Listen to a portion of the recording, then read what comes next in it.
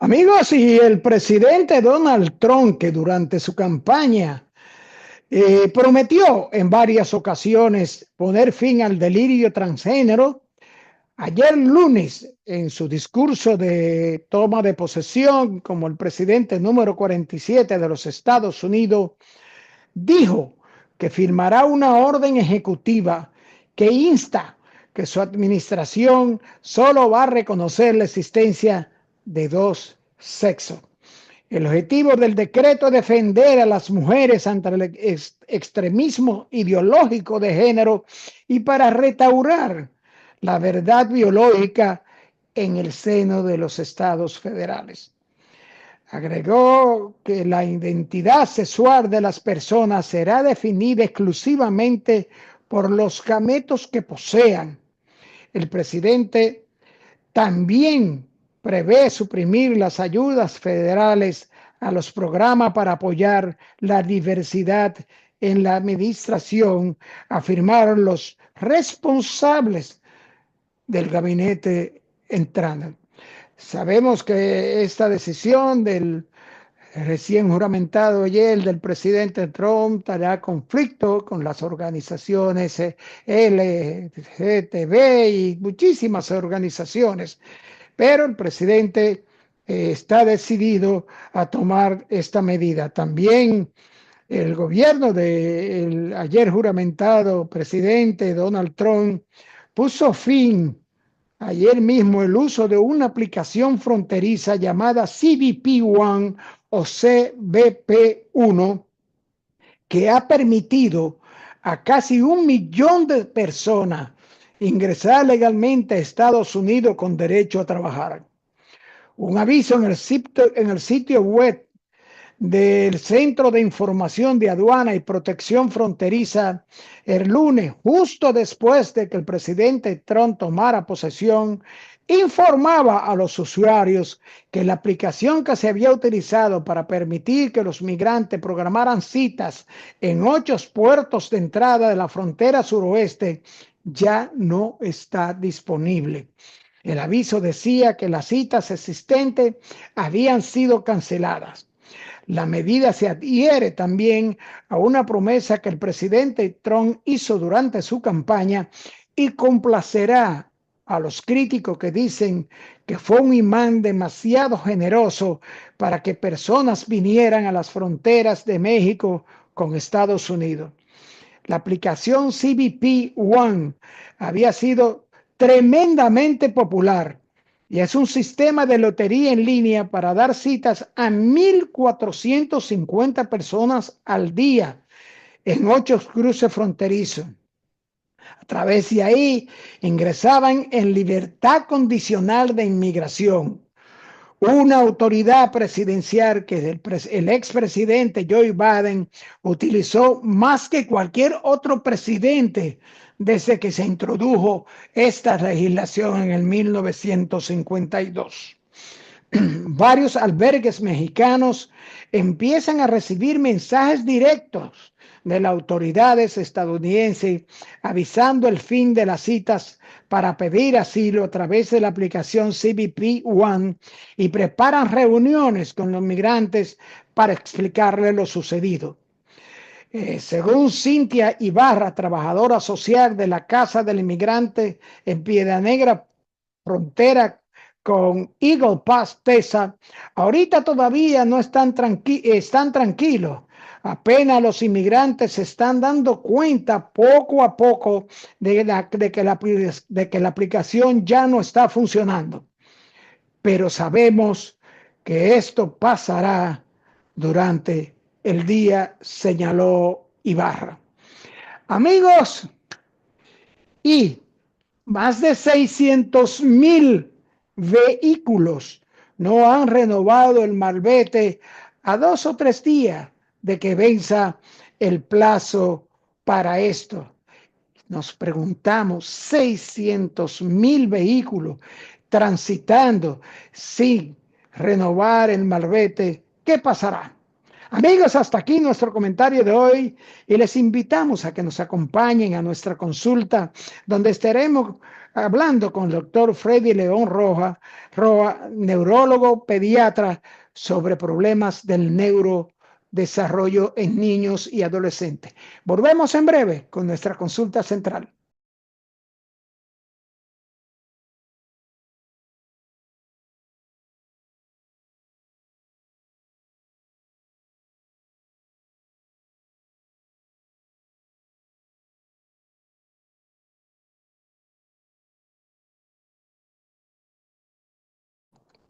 Amigos, nos acompaña hoy en esta consulta el doctor Freddy de León Roa. El doctor Freddy de León es pediatra neurológico, o sea, su especialidad es neurólogo pediatra, un colaborador de consulta participativa y un profesional de la salud empeñado en llevar orientación a los padres, a los tutores de niños con problemas de neurodesarrollo, aparte de, con su calidad científica y su especialidad, llevar salud a los niños. Bienvenido a Consulta Participativa, doctor. Muchas gracias por la invitación nuevamente. Un enorme placer estar compartiendo con ustedes en este espacio. Siempre con la disposición de colaborarles cada vez que ustedes necesiten de mi asistencia. Y un saludo a todos los televidentes y fieles seguidores de Consulta Participativa. Gracias, doctor. Las gracias de nosotros, ya que cuando usted nos ha podido conceder estas consultas, sabiendo nosotros cómo está usted con su agenda muy apretada, siempre ha resultado su orientación importantísima y lo tenemos como con los reportes que nos hacen los amigos de cuánto han ayudado esas orientaciones suyas con respecto, doctor, a los trastornos del neurodesarrollo en niños. Pero vamos a arrancar de una vez, doctor. Vamos a pensar, ¿qué son los trastornos del neurodesarrollo, doctor? Los trastornos del neurodesarrollo son una familia de condiciones que se van a dar en la etapa del desarrollo del individuo. Ellos comparten un sinnúmero de aspectos que afectan el crecimiento y el desenvolvimiento apropiado del individuo durante la etapa de desarrollo, dígase los primeros años de vida, y que van a persistir toda la vida porque son condiciones, no son enfermedades.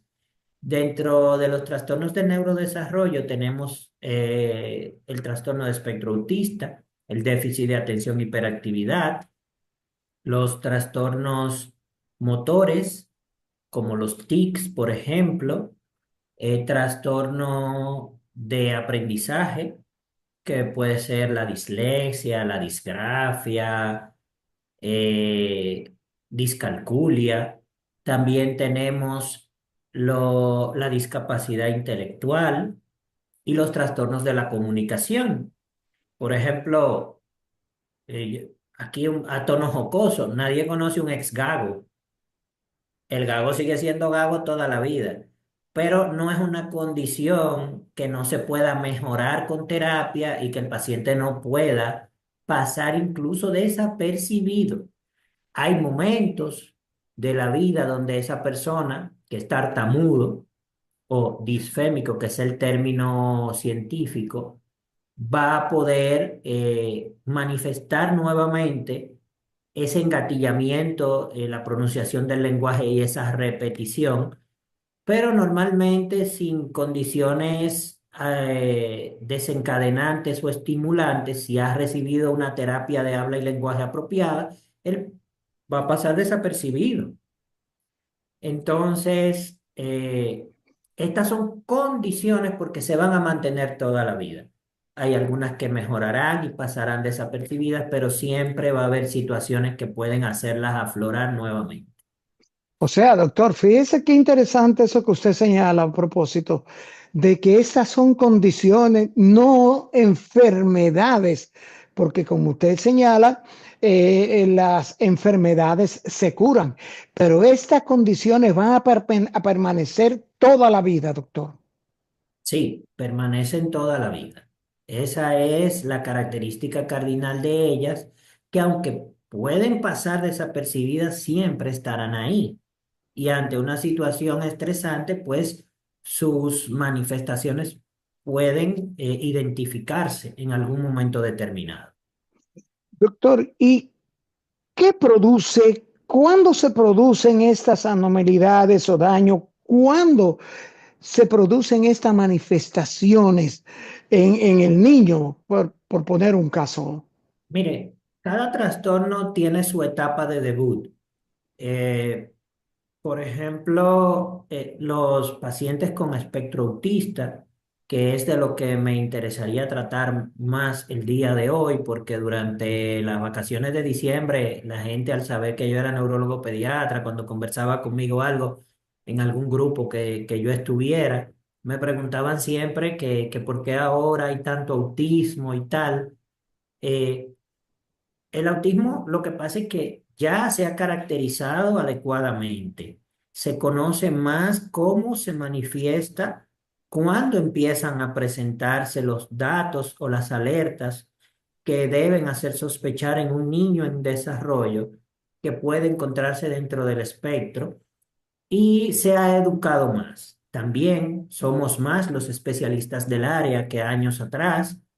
Ahora ya hay más accesibilidad a especialidades como el neurólogo pediatra y el psiquiatra infantil, que también ven estos trastornos.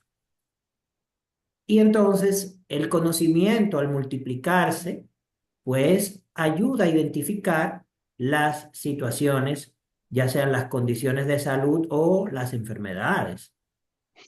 Doctor, Porque, sí, dígame, dígame. dígame, doctor, dígame. Bueno, entonces, por ejemplo, el trastorno espectro autista, ya hay niños que desde el año y medio o año 3 meses comienzan a dar datos de alerta, de que pueden ir rumbo a darnos eh, lo que acabo de decir, alerta sobre de que puede encontrarse dentro del espectro que va encaminado a eso. Y el paciente en cuestión, pues pudiera comenzar a hacerse algún tipo de intervención. Ese niño no se le puede diagnosticar todavía a esa edad, aunque uno tenga una fuerte sospecha clínica. Por criterios, hay que esperar los 2 años y 6 meses, pero sí se pueden hacer cosas mientras tanto llega la edad de diagnóstico. Eso está dentro de una de nuestras preguntas. ¿Cómo se diagnostica un trastorno del desarrollo?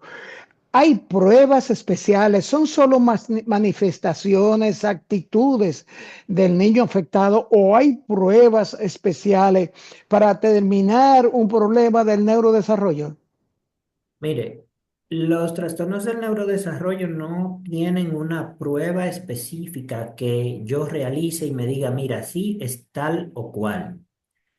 Todo es un diagnóstico clínico, pero no obstante eso, tenemos que hacer una batería de pruebas determinadas, dentro de las cuales está la resonancia magnética, que dependiendo de cuál trastorno sea, podemos realizarla con algunas especificaciones especiales. Eh, ya uno determinaría frente a cuál sospecha clínica se encuentra, cuál especificación le va a agregar a la resonancia, pero sí o sí llevan una resonancia magnética. También debe hacerse un video electroencefalograma para ver la actividad eléctrica de la corteza cerebral. Todos los órganos tienen un ritmo eléctrico. Los que más trabajan con ese ritmo eléctrico, el corazón y el cerebro. Los otros tienen algunas funciones más mecánicas que no necesitan de esa conducción eléctrica especial. Y el cerebro tiene un ritmo normal, pero también tenemos casos de algunas epilepsias que pueden parecerse a algún trastorno del neurodesarrollo y tan pronto iniciamos tratamiento, pues todo aquello mejora y ahí sí en realidad estábamos frente a una enfermedad, no a una condición. Doctor, usted mencionó psiquiatras que también pueden tratar estos trastornos del neurodesarrollo. ¿Estos psiquiatras tratan algo relacionado con el asunto de la bipolaridad? ¿Es la bipolaridad un trastorno del neurodesarrollo? No, no, no. Es una enfermedad mental. El trastorno bipolar es una enfermedad mental muy bien descrita, muy bien tipificada y con un tratamiento específico que el paciente puede mejorar y estar en un estado basal eutímico normal. No, no deben dejar su tratamiento si es una enfermedad de larga permanencia y que necesita tratamiento ya ahí determinado de acuerdo a la sintomatología y la gravedad de la misma por el psiquiatra. Doctor, las causas de estos trastornos del neurodesarrollo, como usted señalaba, el espectro autista, epilepsia. ¿Cuáles son las causas principales de estos trastornos, de estas condiciones, afecciones del neurodesarrollo? Causas como tal identificadas, no hay ninguna y hay muchas. Es multifactorial en realidad. Lo que sí apunta todos los datos que se tienen hasta el momento es que hay un fuerte componente genético. Por ejemplo, en una familia donde hay un trastorno de déficit de atención, hiperactividad, es posible que se sigan identificando más casos. Los progenitores o cercanos a los progenitores, un hermano del padre o la madre o hermana que era así y el niño dicen, ese niño es terrible, en la escuela nadie lo aguanta, o donde llega acaba con todo, no puedo salir porque el niño que es tremendo, como decimos en buen dominicano, siempre había alguien o el papá o la mamá o algún familiar cercano que era así. Entonces eso nos da una base genética, evidentemente hereditaria, para ese trastorno. Ya con los demás, pues sí, también las personas que tienen trastornos de la comunicación, de la fluidez lingüística, en alguna de sus variantes, alguien en la familia también lo padeció en algún momento. Hay causas prenatales en estos trastornos, deficiencias con relación a la gestación, al mantenimiento del embarazo, afecciones que puedan dañar la madre y afectar el proceso del embarazo. ¿Hay causas prenatales en estos trastornos, doctor? Sí, se ha identificado la prematuridad como uno de los factores de riesgo. Ya ahí, bueno, pues tenemos algunas disyuntivas. Hay escuelas que dicen que, por ejemplo, las asfixias perinatales pueden ser, otros dicen que no. Hay otras corrientes que dicen, bueno, es una conducta tal o cual secundaria a una asfixia, pero al final todo se maneja de la misma manera, entonces yo creo que ya esos son periquitos científicos que tienen que discutir lo que investigan y aclarar y ponerse de acuerdo ellos. Ya luego los otros que leemos lo que ellos hacen, diremos lo que ellos se pongan de acuerdo. Pero sí, la prematuridad se ha identificado como un factor de riesgo, claro. Y causas postnatales, doctor, traumatismo, infecciones, meningitis, por poner un ejemplo. Bueno, para los trastornos del neurodesarrollo no serían tan importantes de por sí.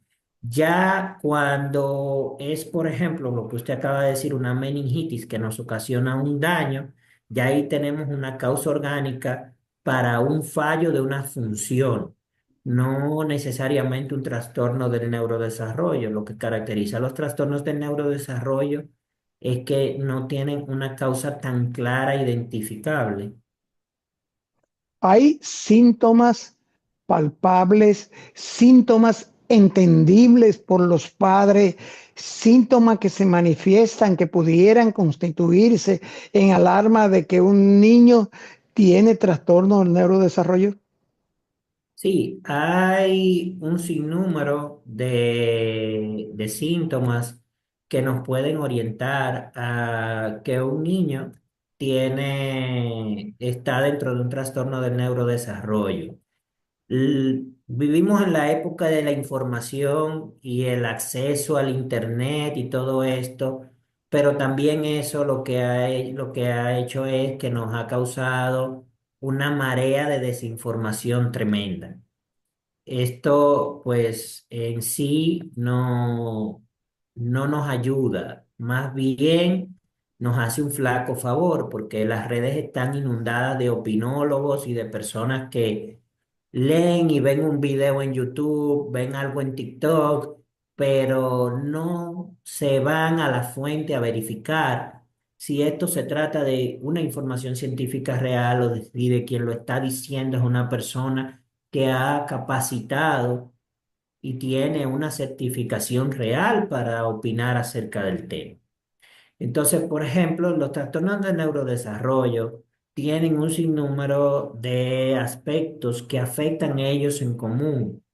Eh, la parte emocional, la conductual, la socialización, el aprendizaje, la comunicación, el desarrollo motor, las habilidades motoras finas, gruesas, se ven dificultadas. También hay alteraciones precoces del sistema nervioso, como por ejemplo las alteraciones sensoriales, que son muy comunes en los trastornos del neurodesarrollo en sentido general. Una de las más comunes que siempre los padres dicen es, se tapa mucho los oídos. Puede ser que no sea ruido, porque cuando él está haciendo bulla, él no se tapa los oídos. Pero la audición es un fenómeno complejo, un proceso complejo, donde oímos por frecuencias. Hay algunos sonidos que pueden activar dolor, aunque no sean de muy alto volumen, pero por la frecuencia en la que se está transmitiendo, este niño que tiene una sensibilidad especial, una alteración sensorial, pues le puede molestar. Doctor, en esto que usted señala de taparse los oídos, ¿es esto por efectos auditivos o efectos de sustos y miedo, pánico? Mire, eso pudiera ocurrir por las dos razones. Hay niños que están expuestos a ambientes violentos y, por ejemplo, pueden taparse los oídos si oyen personas que ellos creen que están peleando.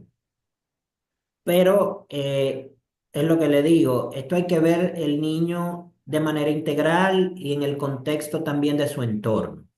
Ahora bien, en los trastornos del neurodesarrollo lo que tenemos son alteraciones sensoriales. ¿Qué significa esto?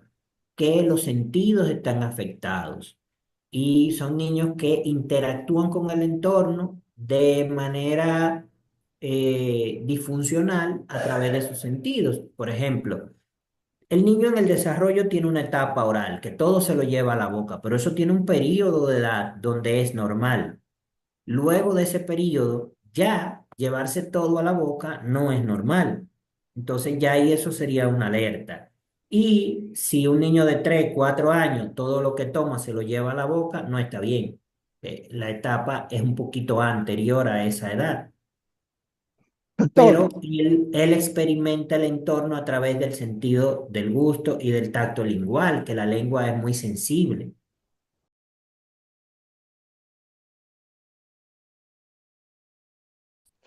doctor, dentro de estos trastornos del neurodesarrollo, hay un trastorno que es, como usted señaló, durante diciembre estuvo escuchando y manifestaciones de que por qué tanto autismo en el país. Doctor, díganos, trastorno del espectro autista. ¿De qué estamos hablando? El trastorno del espectro autista es un trastorno del neurodesarrollo que se caracteriza fundamentalmente porque afecta varios ejes principales del desarrollo individual: la socialización, la sensibilidad y la interacción con el entorno. Esos son los tres ejes principales que afecta el trastorno del espectro autista. También va a tener, por ejemplo, ya desglosando cada uno de estos, problemas de comunicación, y el niño no muestra interés por el juego con sus pares, no muestra interés por jugar apropiadamente con los juguetes que se le compran.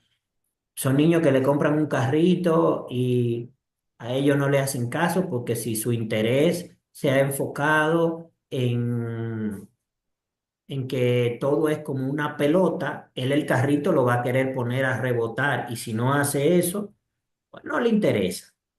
Y, o sea, tienen una fijación y una rigidez conductual en su día a día. Doctor, dentro de los trastornos del espectro autista está el trastorno más conocido que es el autista, es el de Asperger.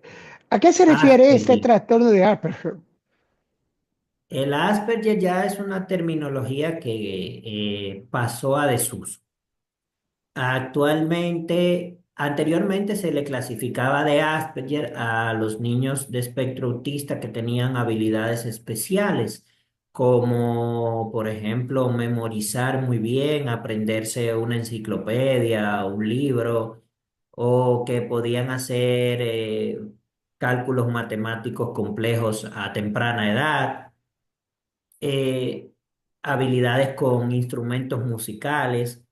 Pero todo esto, con la nueva clasificación del DSM-5, queda en desuso. Ya lo que anteriormente se llamaba Asperger ahora es autismo grado 1. O sea, autismo grado uno. ¿Quiere esto decir que hay diferentes grados del trastorno del espectro autista, doctor? Sí, tenemos tres grados de severidad, siendo numerados uno, 2 y 3, y los números representan la severidad: menor el número, menor severidad.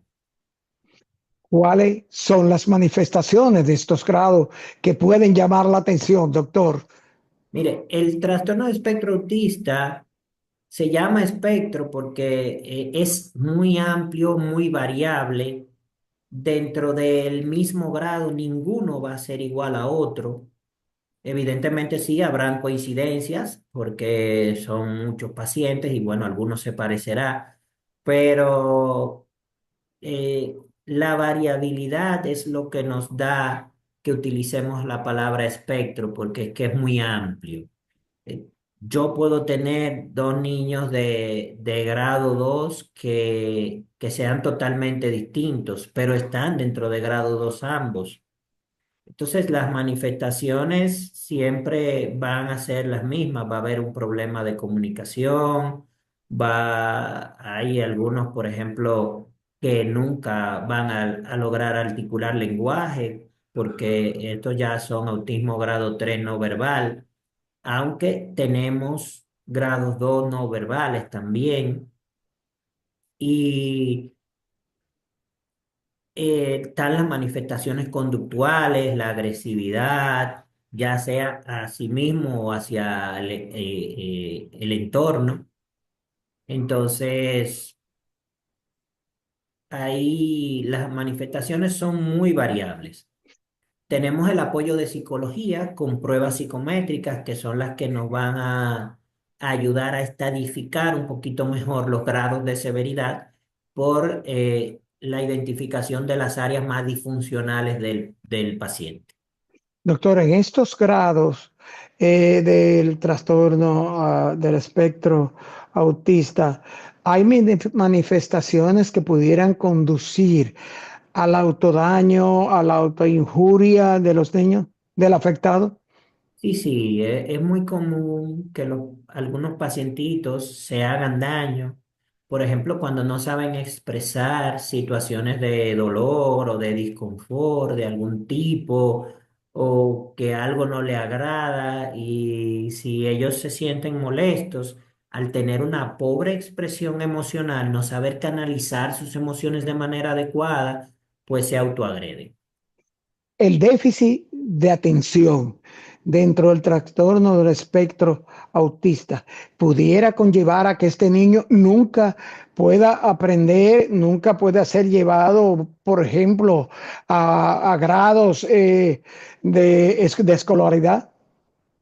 Mire, el autismo es dinámico y una de las manifestaciones propias del mismo autismo sí puede ser un poco de déficit de atención y también hiperactividad, que son inherentes al trastorno de espectro autista y que no quieren decir que el paciente está comórbido con un déficit de atención e hiperactividad como entidad aparte.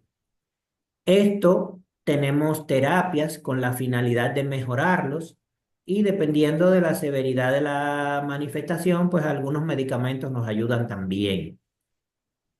Lo de la escolaridad y todo esto va a depender del grado de autismo y de la respuesta del paciente a la terapia y la constancia de los padres en la misma, porque el paciente puede manejarse y mejorar su grado.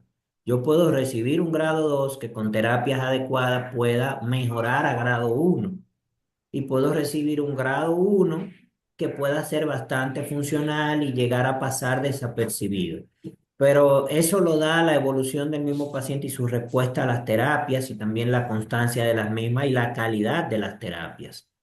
Ahora hay muchos centros, mucha gente enganchada en el tren del neurodesarrollo porque son condiciones y quien entiende lo que es una condición sabe que es para toda la vida y es lucrativa. Económicamente hablando es lucrativa porque son pacientes que necesitan un acompañamiento constante y regular.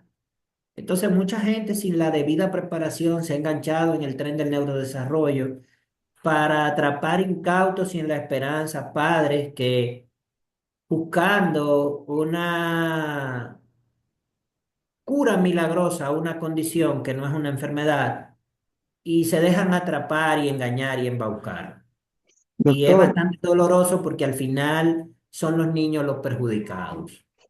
a propósito de que usted señala, doctor, que son pacientitos, pacientes que necesitan un acompañamiento más dedicado, más constante, hay métodos, guías, instrucciones para los padres, para coayudar a estos pacientitos de los diferentes grados del espectro autista.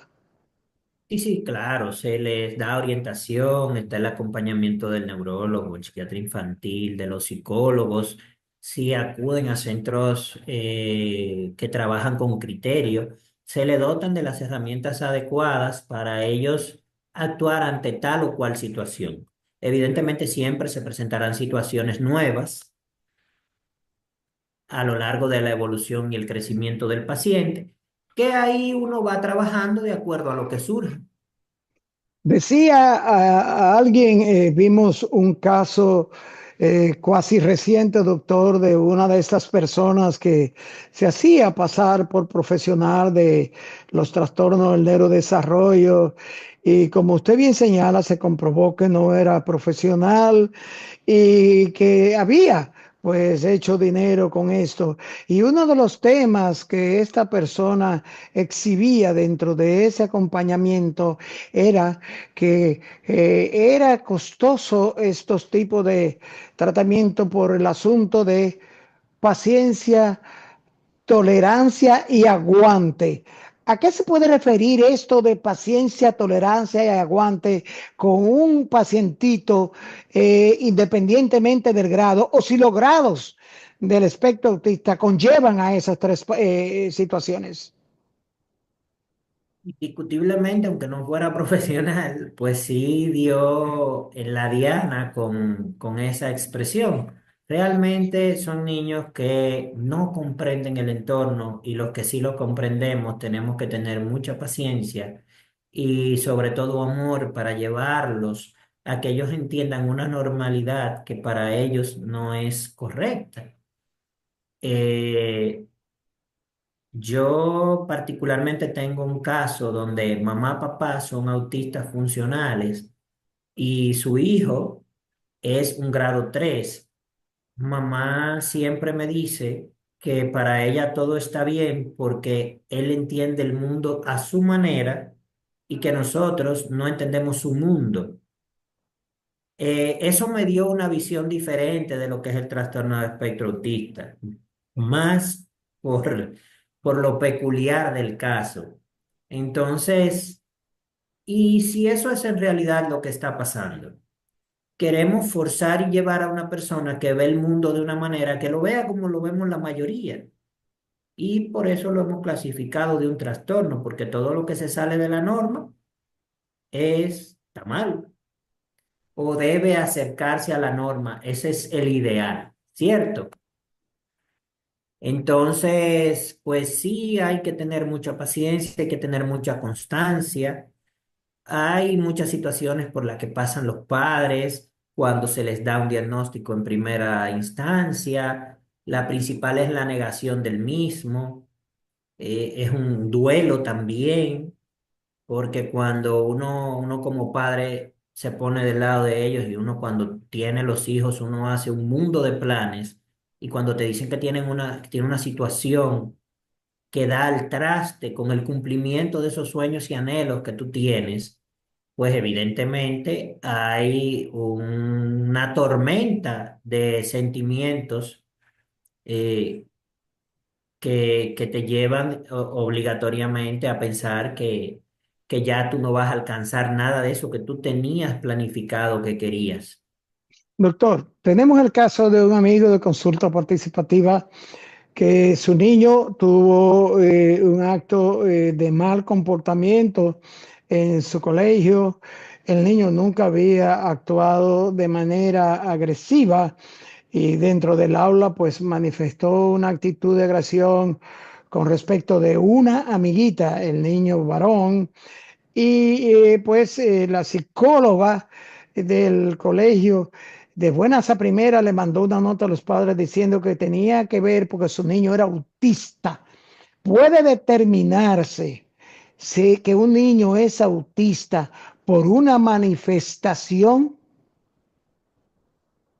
Una manifestación no es suficiente, es un conjunto de manifestaciones lo que nos va a ayudar a dar el diagnóstico. Hay que ver el contexto de la situación, cuántos años tiene el niño, la niña, diez ¿verdad? años, el niño tiene 10 años. Bueno, ya es un preadolescente.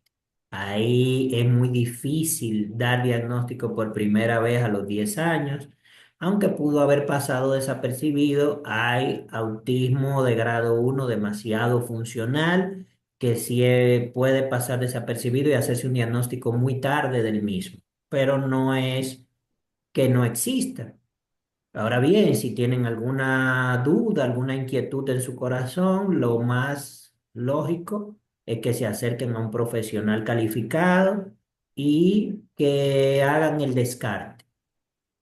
Doctor, Si una persona con preparación adecuada y certificada considera que vale la pena investigar un autismo en un niño de 10 años, pues yo les recomiendo que sí que lo hagan, pero doctor, el grado 3 que usted señala dentro de la clasificación del trastorno del espectro autista, este es el grado más, suponemos, por el número, es el grado más peligroso. ¿Pudiera un pacientito, un paciente de autismo de grado 3 conducirle a la condición a la muerte? el autismo como tal no conduce a la muerte. Lo que pasa es que son pacientes que necesitarán mucho acompañamiento porque, por ejemplo, nunca aprenden a cambiarse de ropa, necesitan asistencia para comer, eh, son muy disfuncionales en el sentido de las actividades de la vida diaria, necesitan demasiado acompañamiento para poder desenvolverse. No pueden casi hacer nada por sí solos, aunque no tengan ningún impedimento físico. Doctor, trastorno, problemas del neurodesarrollo, relación de autismo y epilepsia. ¿Existe alguna conexión, alguna relación entre estos dos padecimientos? Bueno, conexión como que uno provoque al otro, como tal no, pero sí hay un 30% de los pacientes con trastorno del neurodesarrollo en sentido general que pueden tener alguna epilepsia acompañante a su trastorno. ¿Cómo se traduce eso? Que de cada 10 pacientes que pueden tener algún diagnóstico de trastorno del neurodesarrollo, no solamente autismo, cualquiera de los demás, 3 van a tener una epilepsia muy probablemente. Y las parálisis cerebrales en niños tienen que ver los problemas del neurodesarrollo con la parálisis Parálisis cerebral. cerebral infantil es otra entidad, tiene causas que la provocan y sí es una enfermedad que va a persistir toda la vida porque es irreversible el daño, pero es por un daño que ocurrió en el cerebro en temprana edad, donde su desarrollo no se completa apropiadamente. Tiene que haber compromiso motor y cognitivo en grado de severidad, en mayor o menor medida, pero de uno u otro, pero sí tienen que haber los dos componentes y tiene una causa identificable. Doctor, finalmente, tratamientos son prevenibles los problemas del neurodesarrollo, son, ya sabemos que es una condición para toda la vida, no una enfermedad. ¿Cuáles son los tratamientos adecuados para los tratamientos del espectro autista según su grado uno, 2 y 3? De acuerdo a las evaluaciones que se tengan del paciente con psicología, las terapias, dependiendo de las áreas afectadas, cuáles se van a trabajar más o menos, independientemente de que un área no tenga mucha afectación, no se debe descuidar porque se puede perder lo que el paciente tiene ahí bien y hay que también dar terapia para mantener una función adecuada que ya el paciente haya logrado realizar dentro de lo que es el desenvolvimiento social o escolar. Básicamente el tratamiento son terapias. Algunas veces necesitamos medicación para bajar los niveles de agresividad o de impulsividad. um, dependiendo de también cosas que se presentan en el camino, porque un paciente con una condición no está exento de las demás enfermedades que existen. Doctor, finalmente, a los padres, ¿cuál es el consejo para manejarse con un niño ya diagnosticado con la condición del espectro autista? Yo siempre aconsejo lo que las guías nos dicen. Si el niño se encuentra por debajo de los 6 años, suspender la exposición a pantallas, 0 minutos de pantalla al día. Si está entre los 6 y los 12, no más de 1 hora al día. Utilizar juegos que estimulen cognitivamente al niño. Acudir a sus terapias. Sabemos que son costosas, pero buscar centros que trabajen adecuadamente y que sean certificados, que sí haya cómo corroborar que hay neuropsicólogos y terapeutas bien capacitados, porque ahí tenemos, aquí están todas las formas de corroborar si una persona tiene la certificación que dice o no, y son las sociedades especializadas. Está el CODOPSI, que creo que se puede buscar si es un psicólogo real o no. Entonces, yo exhorto a la población que no caigan incautos en manos desaprensivas y que acudan a sus terapias y a sus seguimientos médicos según paute su especialista de cabecera. A veces lo que hacemos es una función de evaluación para valorar si las terapias están siendo efectivas. También para recomendar cuándo corresponde la reevaluación con psicología para ver tangiblemente los progresos del paciente. Doctor, ¿dónde contactar al doctor Freddy de León Roa? Bueno, nosotros estamos casi como el sol de las 12, picando en todos los lados. Tenemos consulta en Bonao 2 veces al mes, consulta en San Pedro 2 veces al mes y en el Distrito Nacional en Grupo Médico NACO y en ginecología y obstetricia. Los teléfonos 809-685-5544, 829-750-5544 para citas en el distrito y en Santo Domingo Este estamos en el Centro Integral 3 ahí en Villa Duarte, en el 809-903-3579. Ese solo mensajes de WhatsApp para citas. Gracias, doctor. Ciertamente, doctor, que usted está bastante comprometido, bastante comprometido. Muchas gracias, doctor. Y no nos vota, doctor. Gracias a ustedes por la invitación. Estamos a la orden. Es solo cuestión de avisar con tiempo y coordinamos.